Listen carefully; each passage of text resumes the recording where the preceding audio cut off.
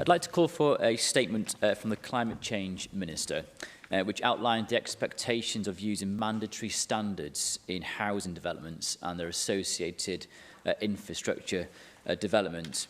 I recently spent time with residents in Rossett and Wrexham, who I'm sure you will know well too, who are concerned with the future housing development going ahead on the edge of the village, and their primary concerns are around flood risk. But aside from the flood risk, they've highlighted to me on how in a number of areas within the proposed development, mandatory standards as set out by the Welsh Government are not being planned to be adhered to.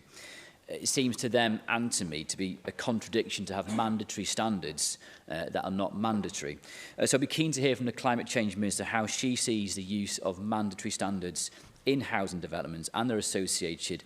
infrastructure, and whether they are actually mandatory or not.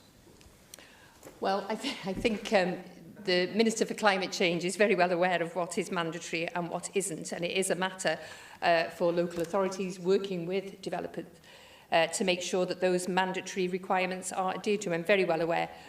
of the particular issue that the member has just raised, but I don't think it needs an oral statement, because that guidance, those regulations and that legislation is very well established.